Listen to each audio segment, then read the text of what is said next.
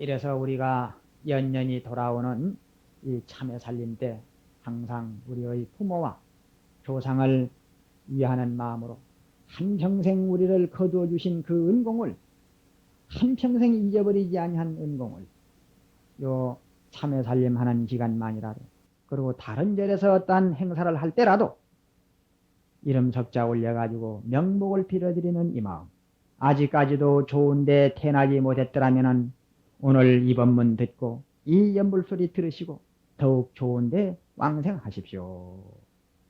이렇게 동참을 해드리고 기도를 하고 연불을 하는 것은 마치 저승에 계신 부모님의 예금 통장에 돈을 넣어드리는 것과 똑같은 일이옵시다. 노잣돈 보태드리는 것과 똑같은 일이 되기 때문에 우리는 언제든지 명심해야 될 사항이다. 그리고 두 번째는 집착을 해서는 곤란하다 이겁니다. 집착. 아들, 딸에 대한 집착이나 재산에 대한 집착이나 명예에 대한 집착이나 이 집착 가지고 또 곤란한 겁니다. 옛날에 어떤 큰 스님이 전단향이라고 하는 그 좋은 향나무로다가 단주를 만들었습니다. 염주는 자잘구리한 요 염주, 요 108염주는 조그마한 요런 알맹이를 주워서 108개란 108염주가 되는데 굴단하게 해가지고 팔뚝에다가 끼고 뚝뚝 돌리는 게 이 단주입니다. 그래서 우리 스님들은 나이가 많아지면 주로 이 단주를 많이 사용을 하는데, 노스님들이 단주가 더 굵은 것이 돌아가는 거 보면은 그 소리도 또 아름다워요. 똑똑똑 하는데 아주 품위가 있고 좋죠. 이게 이제 어떤 스님들은 은행나무로 만들기도 하고, 참 어떤 분들은 참 주먹 가지고 만들어서 붉은 모습으로 해서 하기도 하고 가지가지로 하는데, 이 전단향나무를 하기 때문에 이 염주를 돌릴 때만 방 안에 있는 사람들이 그 향냄새가 항상 그윽합니다. 자기의 짊어지고 다니는 바랑 속에 전단향 그 단주가 있기 때문에 온 그 바랑에는 항상 향수 뿌리는 거 이상으로 항상 그윽한 향냄새가 나고 그럽니다. 여기에다가 그냥 용 문양을 넣어놓고 거기다가 천수 다란이를 새겨놓고 해놓으니 값이가 천냥이라. 그래서 누구든지 보자 그러면은 그만 안 보여주는 거예요. 한번 아이고 안 된다고. 만져보는 것도 필요 없고 보는 것도 필요 없는 거라. 그래서 젊은 스님들은 오기로 한 번씩 그걸 이제 막 훔쳐버린단 말이에요. 그러면은 사람 욕을 하면서 찾고 그랬는데, 이 스님이 돌아가실 때가 됐는데 자기 상자 중에 이걸 누구한테 이걸 넘겨줄 것인가 해도 자기 상자 가운데 이걸 받을 만큼 자기한테 잘한 사람이 없습니다. 그러면 어느 보살한테 그럼 이걸 줄 것인가? 보살도 이걸 받을 만한 사람이 없어. 그래서 자기가 그냥 죽는 순간까지 그 전단향 단주를 가지고 더 있다가 그야말로 단주의 뜻이 똘똘 뭉쳐서 집착하는 생각보다가는 염불 한 생각 놓치지 아니할 그걸 명심해야 되는데, 마치 달을 가르치는 사람이 저 달 봐라 그러니까 달은 보지 아니하고 손가락만 보듯이, 염불을 하려고 그러면 부처님을 생각해야 될 텐데 이 정신없을 때 이 단주 누구든지 훔쳐가면 안 된다 하는 그 단주에 그만 생각이 똘똘 뭉쳐서 집착심이 너무 강했다 이겁니다. 그랬는데 이 스님이 돌아가고 난 뒤에 단주가 없어졌어요. 이 단주를 찾아야 될 텐데 그만 단주가 없어졌단 말이야. 참 이상하다 했는데, 마지막 그 돌아가고 난 뒤에 49제를 턱 지내고 난 뒤에 세월이 흘렀는데, 그 스님 방에 들어가면은 으시시 하고 무시무시합니다. 그런데 이상하게도 잠을 자는데 딱딱 소리가 납니다. 이상하다. 그래서 문을 청 열면은 그 소리가 없다가 또 한참 있으면 또 딱딱 소리가 납니다. 이상하다. 그래 나중에는 조용히 있다가 그 소리 나는 그 벽 속을 갖다가 나중에는 감지를 해가지고 대중공사를 했습니다. 회의를 해가지고 그러면 그 벽을 한번 열어보자. 그래서 면도칼로 몇몇 스님들이 와가지고 그 벽을 그리니까 거기에 그 전단향 단주가 있는데 팔뚝 같은 구렁이가 들어 앉아가지고 그걸 갖다가 막 딱딱 넘기고 있었는 거야. 때문에 우리는 집착과 이 집착과 애착, 아무리 한평생 승려 생활을 해서도 이 애착, 우리는 어제도 제가 법문을 했습니다마는 이 세상 참으로 내가 가져갈 수 있는 것이 무엇이냐? 건강을 가져갈 수 있느냐, 아름다움을 가져갈 수 있느냐, 권력을 가져갈 수 있느냐, 돈과 등기문서를 가져갈 수 있느냐, 남편을 데려갈 수가 있느냐, 아들, 딸을 데려갈 수가 있느냐, 친구를 데려갈 수가 있느냐, 오직 데려갈 수 있는 것은 죄냐 닦은 연불 공덕이냐 참선이냐 하는 바로 이것뿐이더라. 한 파초 이파리 기둥이 따여서 한꺼풀 벗겨보니 또 이파리가 나오니 또 벗기고 또 벗기니까 결국에는 아무것도 없더라 하는 이런 사실이요. 그 다음에 이 원한 가지고서는 절대로 좋은 곳에 못 간다 이거예요. 이를 부득부득 갈면서 원수를 갚아야 되겠다고 하는 생각, 너무 섭섭한 감정, 이런 거 가지고서는 안 됩니다. 그러니 우리는 살아생전에 이 세상 태어날 때 원수 없이 태어난 몸, 죽어갈 때에 염을 한다고 해서 몸만 깨끗하게 한다고 해가지고 영혼의 목욕이 되느냐 하면 내 가슴 가운데 한 맺힌 미워하는 사람 보복을 해야 되겠다는 정신이 남아있는 한은 절대로 좋은 곳에 못 간다. 여기에 우리가 오늘 이 시간에 아주 명심해서 들어야 할 지금 대목이 하나 있습니다. 아주 이것이 생생한 실화입니다. 약 한 70년 전 있었던 일인데 아주 실제 있었던 일이옵시다. 어디서 있었던 일이냐 하면 서울 가면은 삼각산이라고 하는 산이 있고 그 삼각산에는 승가사라고 하는 절이 있습니다. 지금도 비구니 스님이 참 가남소를 잘하고 생활하는 그런 절인데 시간이 있으면 여러분들 그 절 한번 가볼만 합니다. 참 정치도 아름답고 아주 가남소를 잘하고 사는 그런 스님인데 그 절에서 일어났던 일이 옳시다. 그 절에 조실부모해서 아버지도 없고 어머니도 없고 한 그런 불쌍한 어린 아이가 절에 와가지고 이제 생활을 합니다. 그래서 학교가 멀기 때문에 학교에 다닐 수는 없고 천자문을 익혀가지고 절에서 초발심을 익히고 연불법을 익혀가지고 장차 비구니 스님이 되기 위해서 아직까지 머리는 깎지를 안 했지만은 곧 머리를 깎고 비구니 스님이 되기 위해 가지고 그 절에서 생활을 했는데 탈이 뭐냐면은 너무 인물 이쁜 것이 탈이다. 천하일색으로 인물이 아름다워 가지고 모든 등상객들이나 사람들이 온다 하더라도 그냥 그 처녀만 볼 것 같으면은 아이고 저렇게 아픈 처녀가 절에서 사는구나 그러고 항상 그 주지 스님을 보아가지고서 자꾸 이제 요즘 말하자면 중신이 들어옵니다. 그렇지만 주지 스님은 그걸 갖다가 그 어렸을 때부터 미운정 고운정 다 들었는데 줄라고를 안 하죠. 그러나 이 아이가 나이가 19살이 돼가지고 이제는 덕하니 자기도 이제 차츰차츰 철이 들기 시작을 하는데 인간이다 보니까 그래도 남자를 보면은 또 감정도 생기고 좋은 일도 느끼고 그래서 참 남들은 다 참 학교도 다니고 아름다운 처녀 총각에 만나가지고 요즘 말하는 데이트도 해보는데 나는 왜 이런가 하고 생각을 하고 사춘기에 접어들어서 늘 그런 고심을 하고 있는 판인데 마침 서울에서 아주 돈 많은 부잣집 회장님 어머니에 드시는 그 노보살님이 더 와서 보니 너무너무 아름답고 어디 뗄 데가 없는 거라. 인물 좋지, 교양 있지. 참 마음 착해 보이지.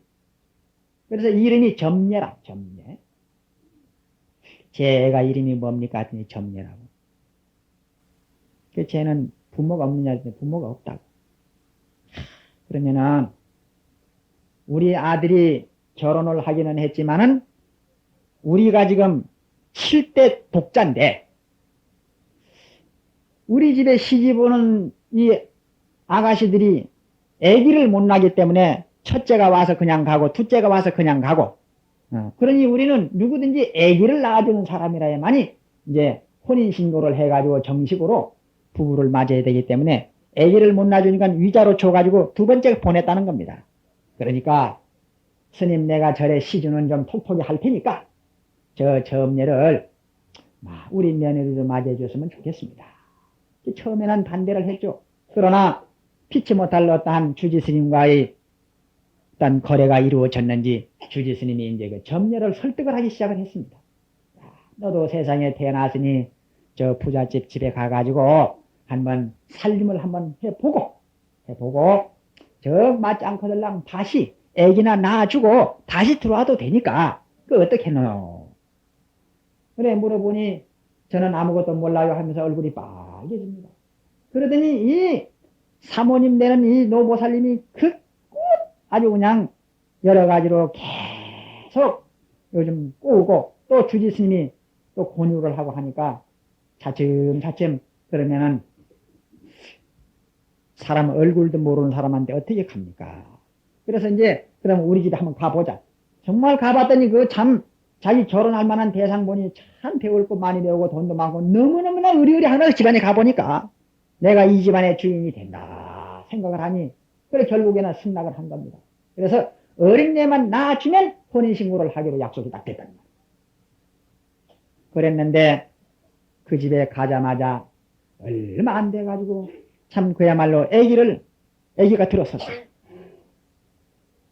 그런데 몇 달 후에부터 이상하게 몸이 아프기 시작해서 자꾸 빼쩍빼쩍 마르고 아주 몸조시가 안 좋아서 병원에 떡하니 가보니까 자궁에서 혹이 자라나고 있다는 겁니다. 그러면 이걸 어떻게 처리를 해야 될 것인가 하고 여러 좋은 병원에 가서 진찰을 해본 결과에 똑같은 동일한 대답이 나왔는데 아기를 살리려고 하면 산모를 죽여야 되고 또 지금 산모를 살리려고 하게 되면은 지금 이 아기를 죽여야 된다 이거예요. 그 둘 중에 하나를 죽여야 되는 겁니다. 그런데 그 점례가 아기는 다시 낳으면 되니까 이번만큼은 나를 살려주세요. 나는 더 살고 싶어요. 승가사도 그립고 부처님도 그립고 막상 와서 살아보니까 나는 절로 갈래요. 나를 살려주세요. 그 병원 의사가 뭐라 하냐면 한 번 이걸 갖다가 드러내게 되면은 완전히 이걸 드러내야 되기 때문에 이제 두 번 다시는 임신이 안 된다는 겁니다. 그래서 이렇게 되니까 시어머니하고 아들하고 짰습니다.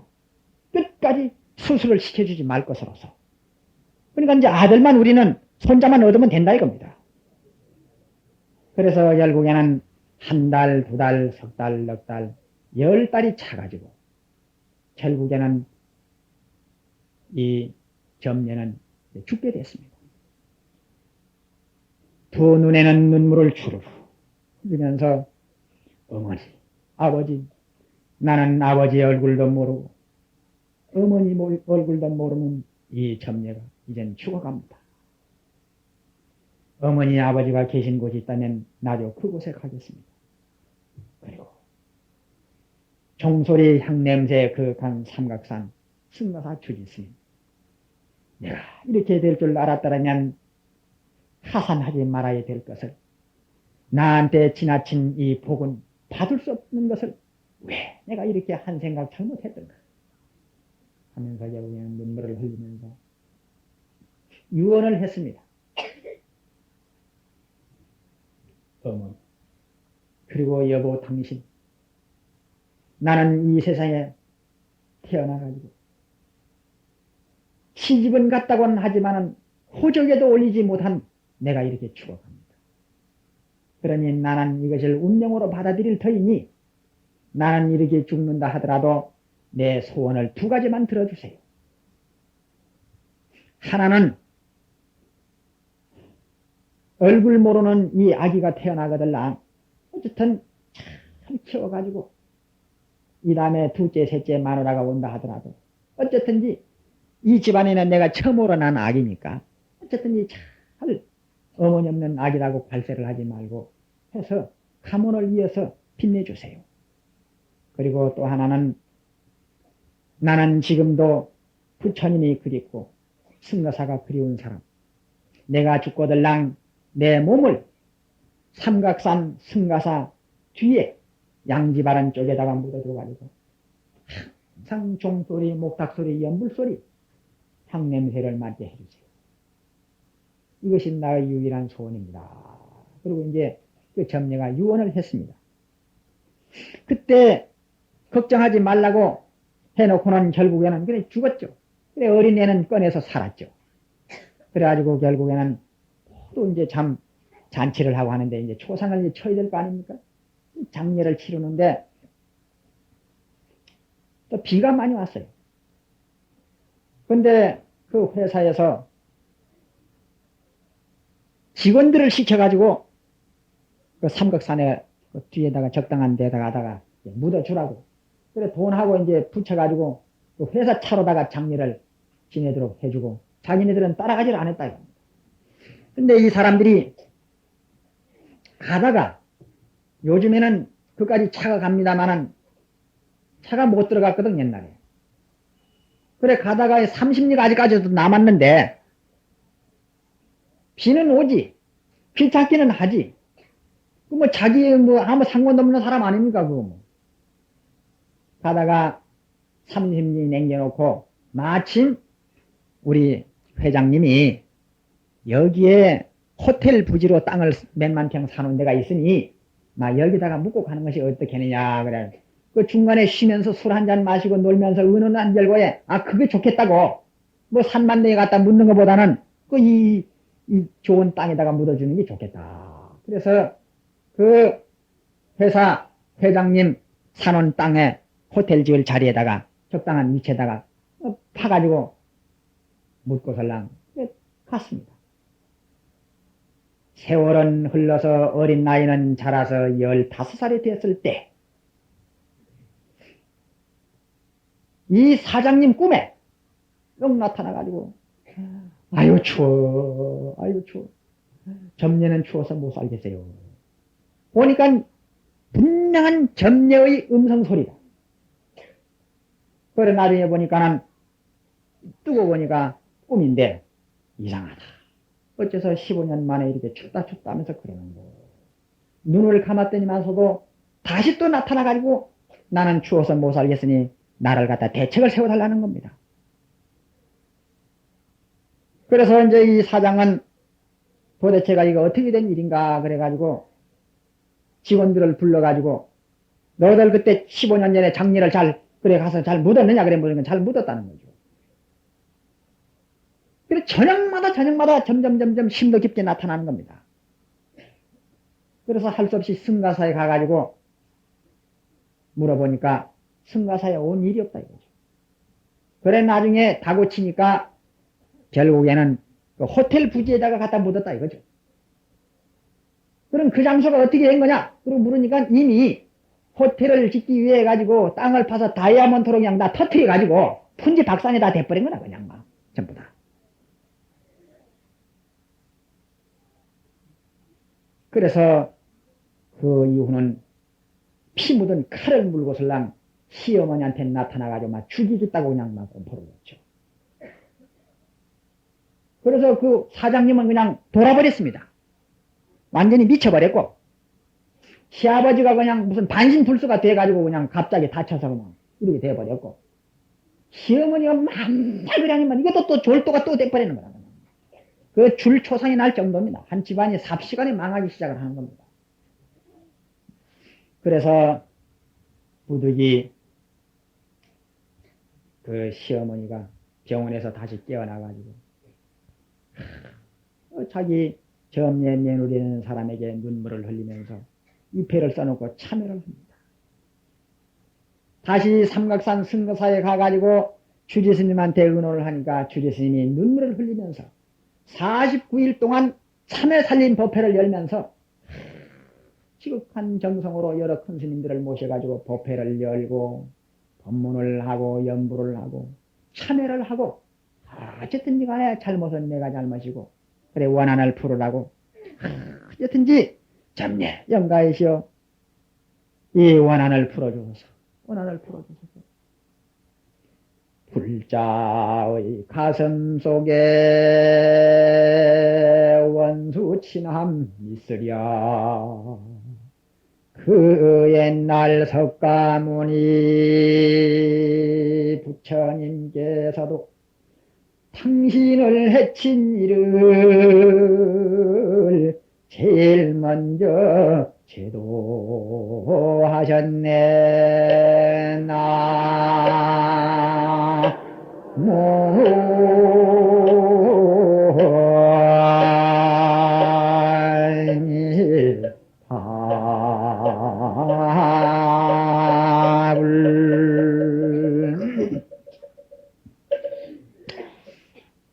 이래가지고 제를 올려드렸더니만서도 차츰차츰 그 집안에 병들었던 사람들도 회복이 되고 미쳤던 그 사장님이 다시 막 회생이 되더랍니다.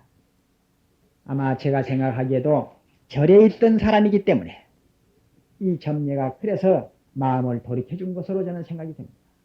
그래서 우리는 원한 관계, 원한을 맺게 되면은 보복을 당하는 사람도 괴롭지만 보복하려고 하는 사람도 좋은 곳에 갈 수가 없다 하는 그런 말씀이에요. 일념민진하면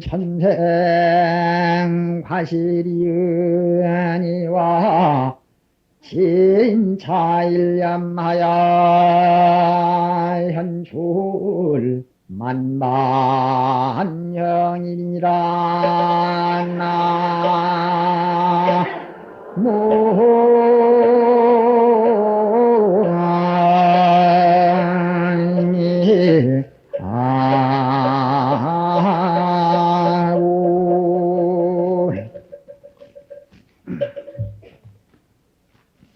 일념인진하면 천생과실이라.